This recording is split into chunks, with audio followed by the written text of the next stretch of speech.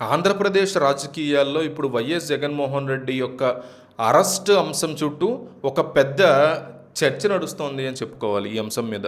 పైకేమో అంతా ప్రశాంతంగా కూల్గా ఉందని బిల్డప్ ఇస్తున్నా వైఎస్ఆర్ కాంగ్రెస్ పార్టీ లోపల మాత్రం తీవ్ర స్థాయిలో ఇంటర్నల్గా దీని గురించి డిస్కస్ చేసుకుంటున్నారని తెలుస్తోంది.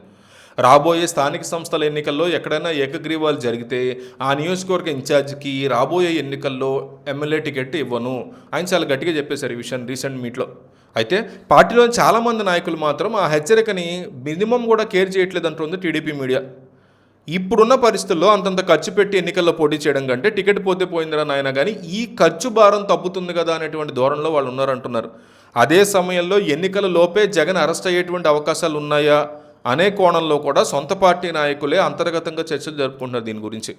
పార్టీలో జరుగుతున్నటువంటి ఈ అంతర్గత చర్చల వెనక నాయకుల యొక్క స్వార్థాలు, లెక్కలు ఇవన్నీ కూడా స్పష్టంగా కనిపిస్తున్నాయి. ఒకవేళ ఈ స్థానిక సంస్థల ఎన్నికలకు ముందే జగన్ గనక అరెస్ట్ అయితే ప్రజల్లో కొత్త సానుభూతి వచ్చి ఎన్నికల్లో పార్టీకి ఇది కలిసి వస్తుందని కూడా కొంతమంది అనుకుంటున్నారు. దానివల్ల తాము పెట్టేటువంటి ఖర్చుకు తగ్గ ఫలితం దక్కుతుందనేది వారి యొక్క ఆశ బేసిక్గా. మరోవైపు ఇప్పటికే కొంతమంది ఉన్నటువంటి ఇన్ఛార్జీలు మాత్రం జగన్మోహన్ రెడ్డి అరెస్ట్ అయితే ఆ నెపాన్ని అడ్డం పెట్టుకుని ఎన్నికల్లో ఎటువంటి ఖర్చు పెట్టకుండా ఈజీగా తప్పించుకోవచ్చు అని భావిస్తున్నారని కూడా టీడీపీ మీడియా ఆక్షేపిస్తోంది. ఇలా టీడీపీ వాళ్ళకంటే ఎక్కువగా సొంత పార్టీ నాయకులే జగన్ అరెస్ట్ వ్యవహారం మీద లెక్కలేసుకుంటున్నారు అనేది టీడీపీ మీడియా ఆరోపణ. అయితే స్థానిక సంస్థల ఎన్నికల కంటే ముందే అరెస్ట్ జరిగేటువంటి అవకాశాలు చాలా తక్కువగా కనిపిస్తాయి. ఆబ్వియస్లీ ఒకవేళ ఏమైనా జరిగినా ఎన్నికల తర్వాతే అది ఉండే అవకాశం ఉంది తప్ప ముందు జరగకపోవచ్చు. కేసుల పరంగా చూసుకుంటే వివేకానందరెడ్డి హత్య కేసు, లిక్కర్ స్కామ్ వ్యవహారాల్లో కేంద్ర దర్యాప్తు సంస్థలైనటువంటి సిబిఐ, ఈడీ చాలా దూకుడుగా వ్యవహరిస్తున్నాయనేది మాటగా ఉంది.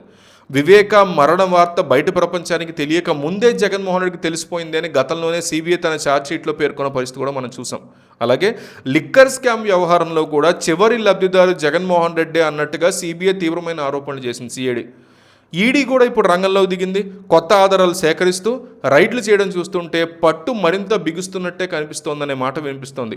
కేంద్రంలో ఉన్న బీజేపీ పెద్దలు కూడా జగన్మోహన్ రెడ్డితో ఇక పెద్దగా పని లేదనేటువంటి నిర్ణయానికి వచ్చారు అనేది రాజకీయ వర్గాల్లో నడుస్తున్నటువంటి ఒక ప్రచారం. రాష్ట్రంలో చూసుకుంటూనేమో చంద్రబాబు నాయుడు నేరుగా జగన్మోహన్ రెడ్డి అరెస్ట్ ఆయన కోరుకోవట్లేదు ఏమాత్రం. గతంలో తన అరెస్ట్ జరిగినప్పుడు ఎలాంటి రాజకీయ పరిణామాలు చోటు చేసుకున్నాయో ఆయన స్పష్టంగా చూశారు లైవ్లో. పెద్ద నాయకుల్ని రాజకీయ కారణాలతో అరెస్ట్ చేస్తే ప్రజల్లో సానుభూతి అనేది విపరీతంగా పెరిగి రాజకీయాలు ఎలా మలుపు తిరుగుతాయో చంద్రబాబు బాగా తెలుసు.